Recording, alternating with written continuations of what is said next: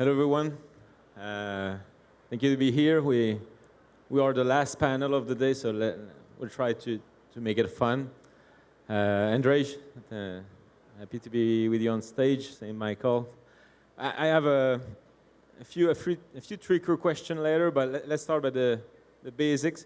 Can you, both of you, can tell you let's say Cohere, we're renowned, and of course AMD also. But can you summarize me what's the Cohere's mission in the AI ecosystem today, please? Yeah, gladly. And sorry for those behind me. Yeah. This stage is a unique setup. I think in theory, the wraparound is very cool, but it does make it a little tricky, so I'll do my best to address everyone. For those not familiar, Cohere is a large language model company based right here in Canada. Hopefully you've seen our name here and there. And we built large language models. And what makes us unique, Hugh, to your question, is we focus on building large language models for enterprise only. You'll hear us talk a lot about that and a lot about our partnership with AMD. And we focus on three primary things. Secure deployment, so shipping it privately anywhere you'd like, including on AMD hardware.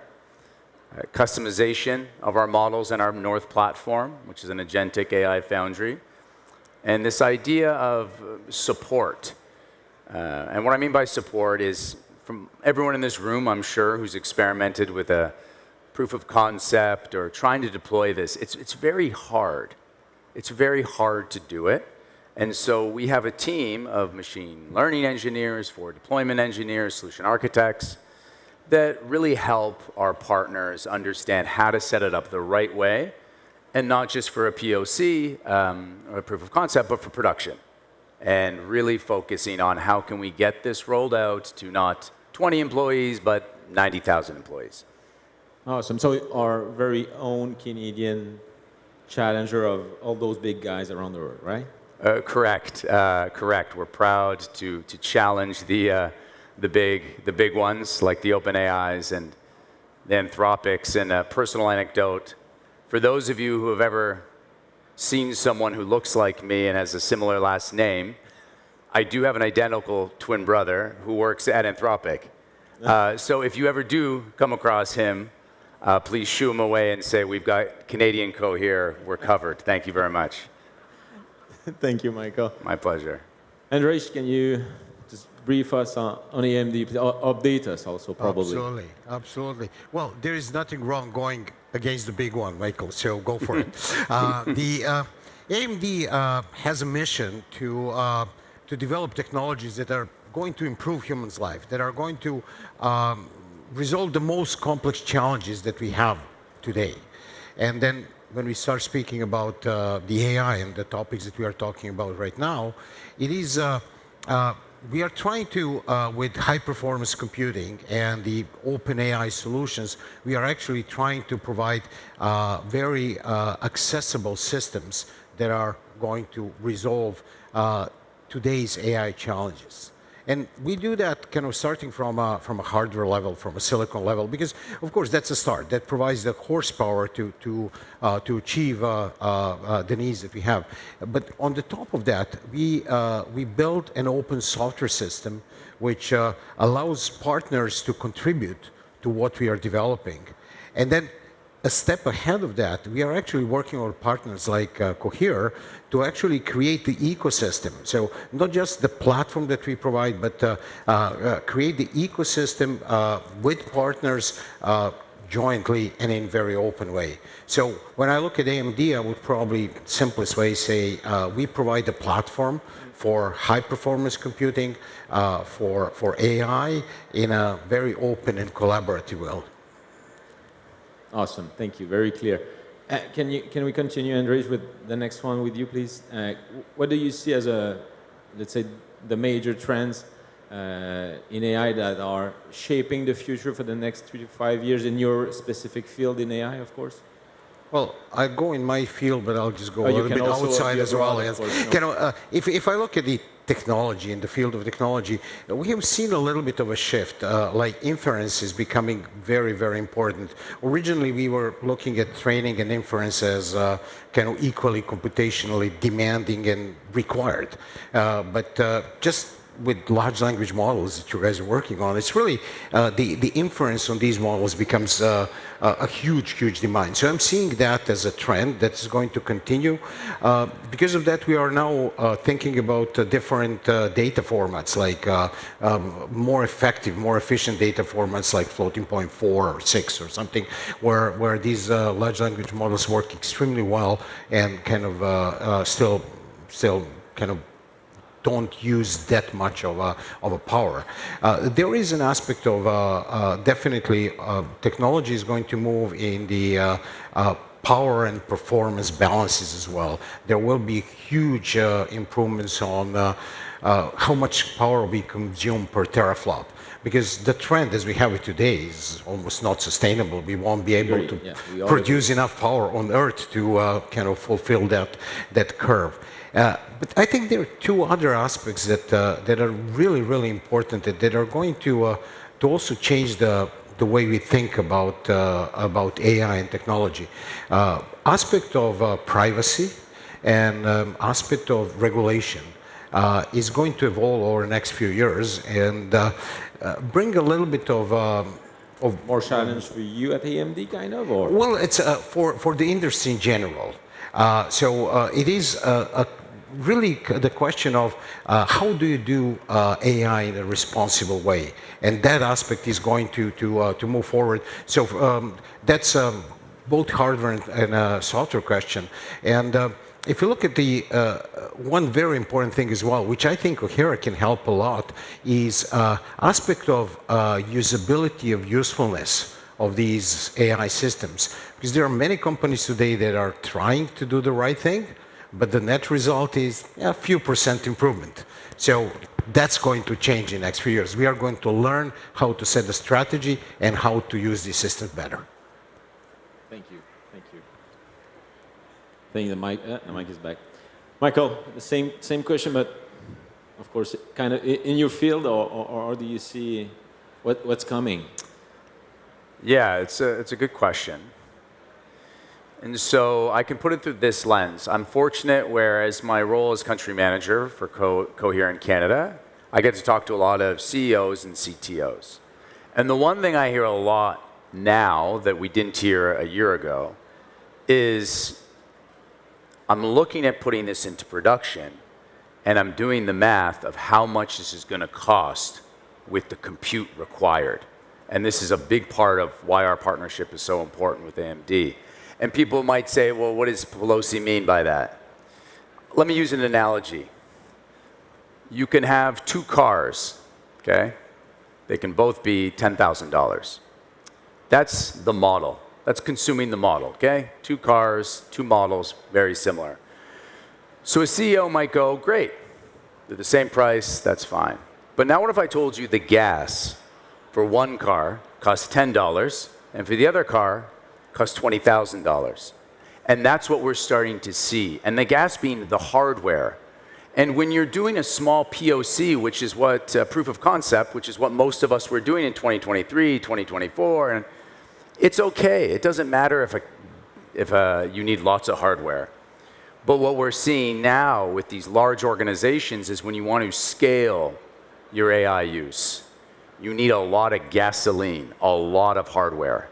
And what is so important that lots of people weren't thinking about before is how are we going to afford this? And one of the big things that we're proud to announce today, it was in the news, is our partnership with AMD, is how do we deploy these solutions not in ways that are, there's three things that come up a lot. Accuracy, of course, we need to be accurate. Latency, it's got to be pretty quick. We're all used to ChatGPT. We want our responses now. And cost. And how do we deploy things in production that, yes, are accurate and, yes, will be quick, but that a CFO at your organization isn't going to say, what the, pardon my language, F are you talking about? I'm not spending $20 million on hardware to run these AI models across our organization.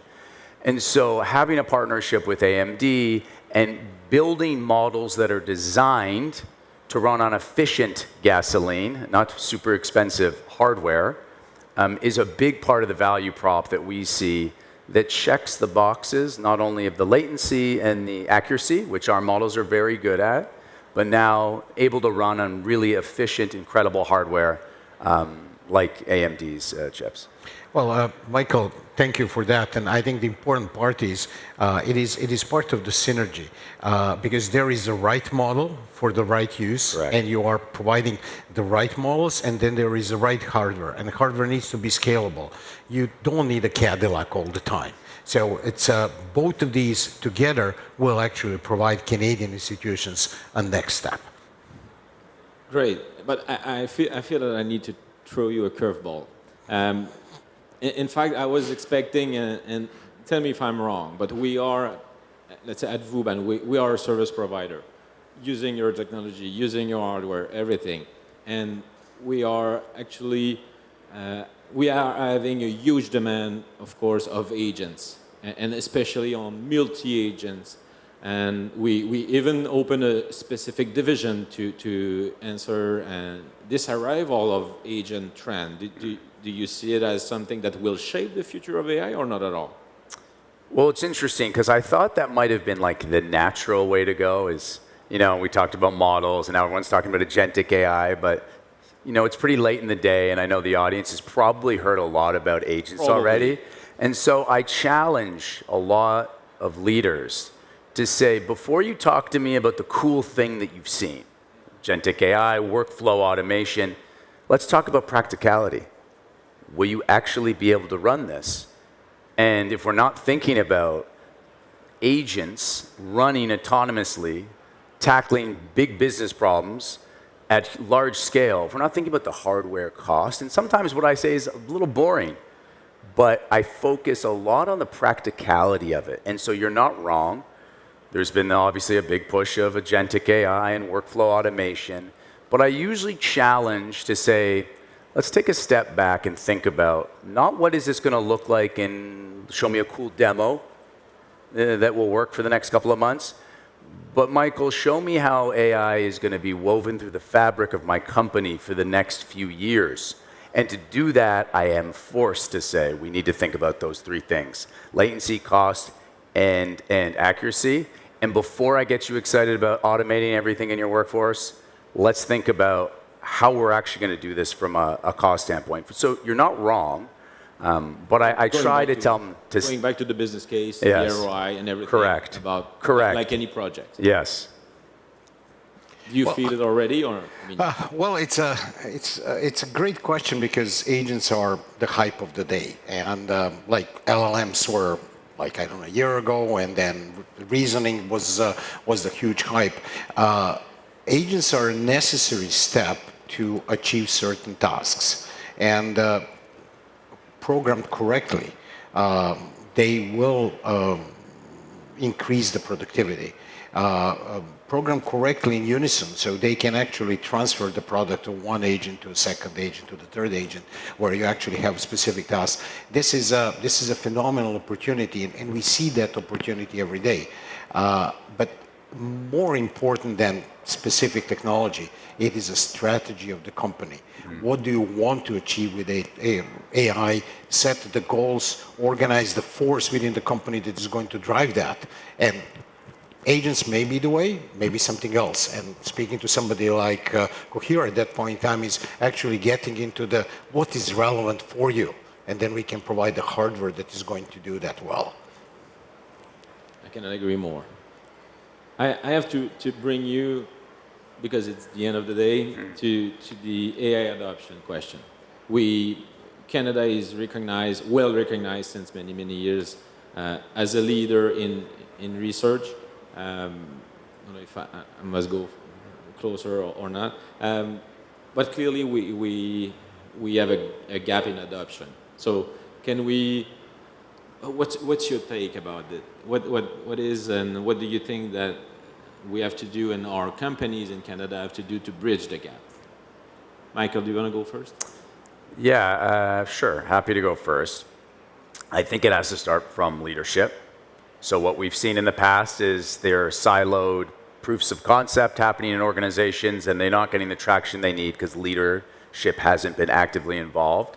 But when you have leadership actively promoting it, we've seen incredible rates of adoption for large organizations. I was speaking earlier, Bell is a big partner of ours. And Mirko himself, the CEO, is very dialed in to making sure that North, our platform, is being deployed at a rapid clip. So I think it's doable.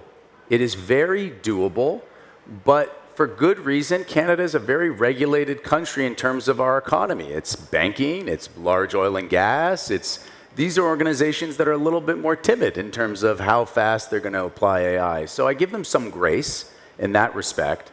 I also think the government needs to lead. And I think Minister Solomon and team have been very, very good advocates for it, talking about how we need to do more. And I think once they start implementing that and showing as a country we're able to do this, because you mentioned it.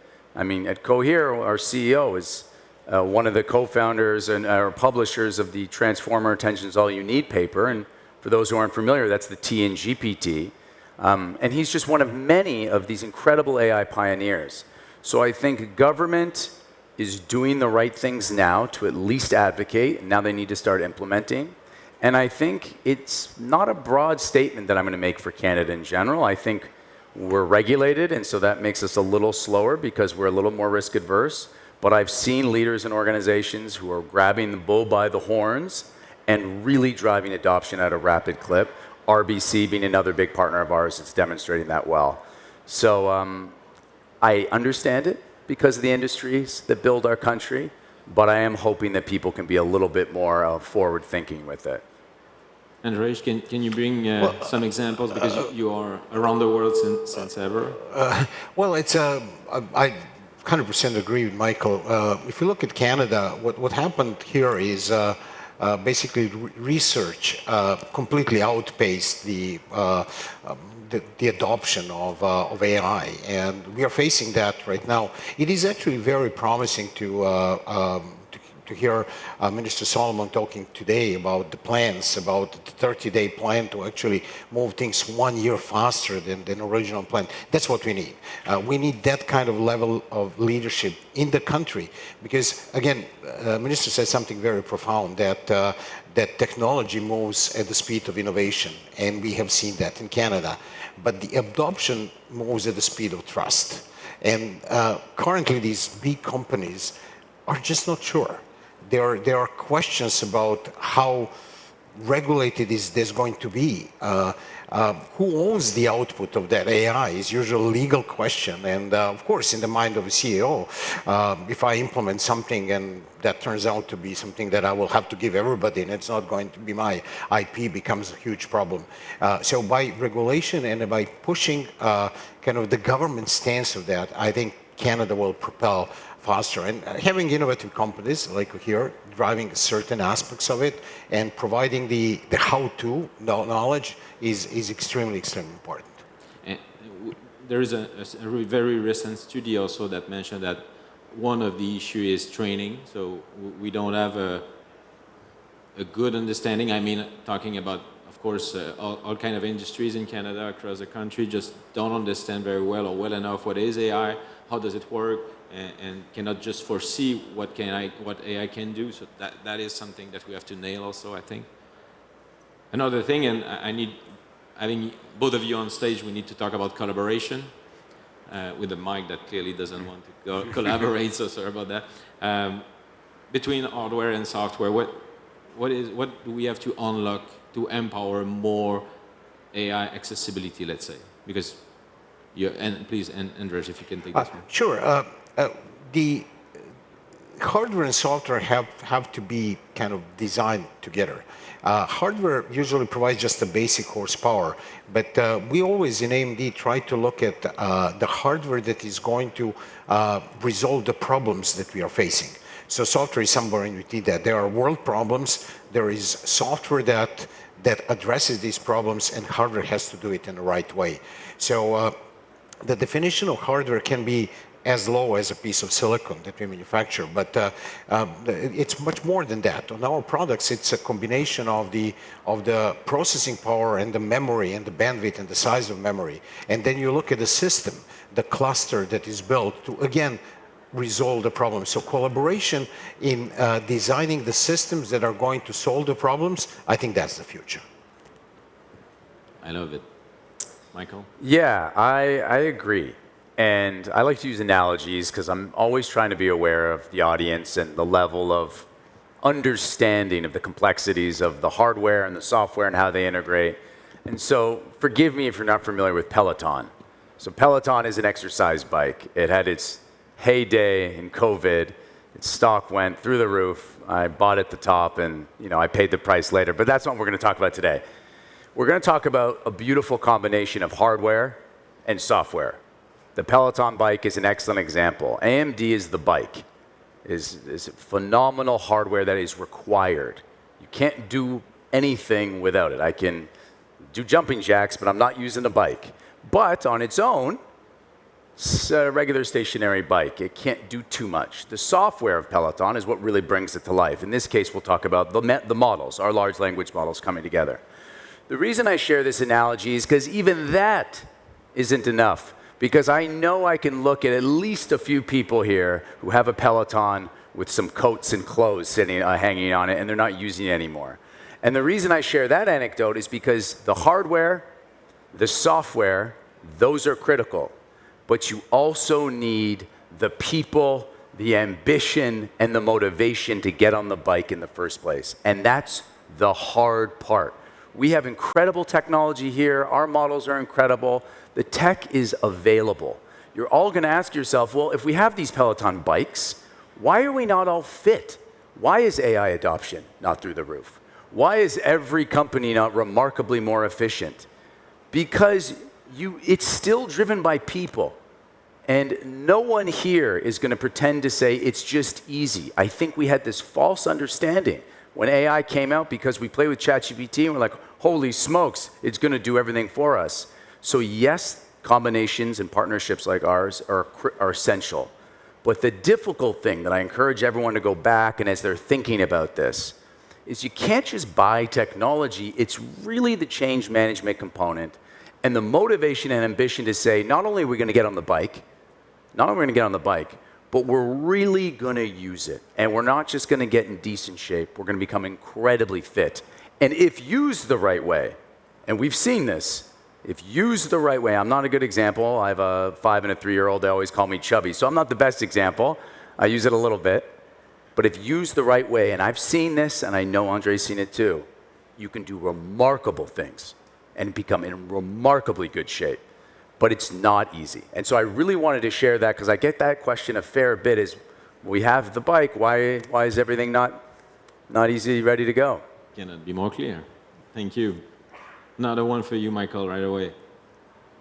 How do you envision AI evolving in sensitive domains? We had a great announcement by the Minister Solomon about new subsidies in health and in AI, of course. So let's say healthcare, education, finance, all those domains that are kind of scary for most of people. How do you see it change? Well, and I'll try not to sell Cohere too much on the panel because I don't want to do that, but I will sell Cohere a little bit. It's a little bit of our focus is exactly that, is how can we deploy this technology in their environment because the data is so sensitive. And what I mean by that is if you're using a hyperscaler or you need to send information or data to another environment in a different country, et cetera, how can we ship our models on, say, AMD hardware in an environment that's owned by the hospital or the bank to give them this sense of comfort that they know information and everything that the AI model is being used for is contained in their environment. So that is a huge, huge focus. And the reason it's so important is because we're going to see it. It's going to happen. There's going to be some kind of breach or leak with super sensitive data when this is not done the right way. And only then will people become really hypersensitive to it. But getting ahead of that is key. So having that controlled in your own environment will be critical to just giving people trust to use the sensitive data, which is going to bring the most value for your organization when you can use that first-party data that's so important.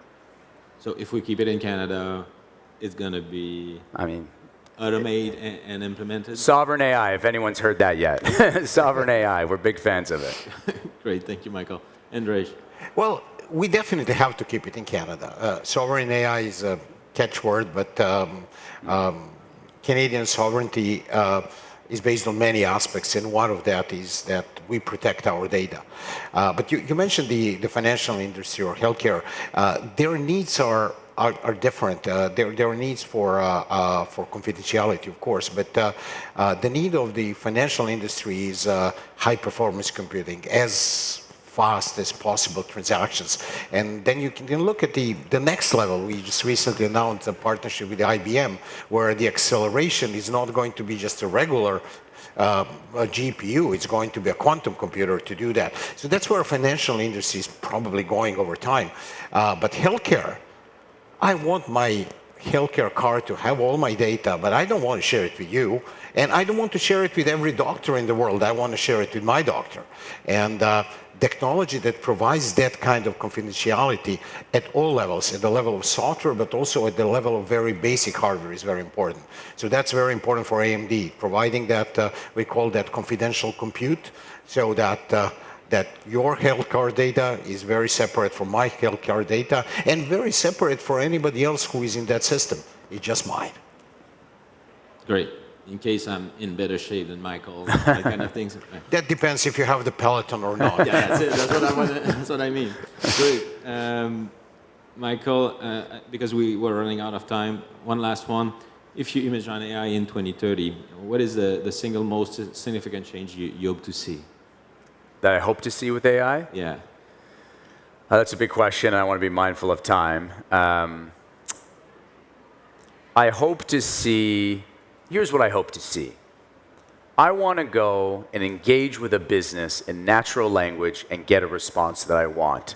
And someone says, well, what does that mean? I want to go to my bank account, log in and say, tell me how I can save $500, review my last credit card statements, and see where I can cut expenses. And by the way, make and adjust my payment to my mortgage, and my kid's RESP needs a contribution. Just do it. The technology exists. We're used to using large language models and speaking in basic language with these ChatGPTs. I want to see businesses start to meaningfully adopt that on a customer-facing lens. So all the things we do with any organization can be in natural language and tackled the same way we want to use a regular chatbot. I clearly follow you on the banking example. Yes. Andrej, please. I'm thinking about it slightly differently. The AI is extremely good in doing the jobs that you are asking AI to do.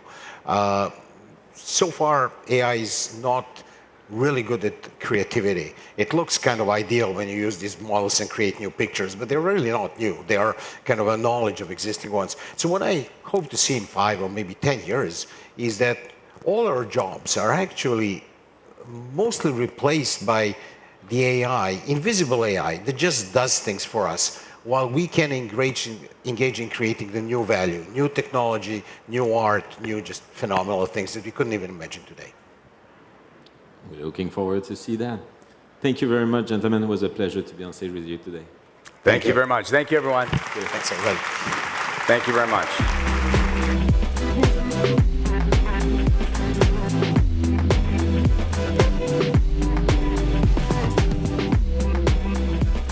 Thank you, everybody, for attending the first day. So now, for the favorite part, almost the favorite part of the day, the cocktail. So just go to the door next to the intro desk. You can't miss it. It says all in big letters. So I'll meet you there. Thank you to the crew, to Christelle and the team. Thank you to you for attending. And thank you to all our speakers. On se voit demain. Merci, bonne soirée.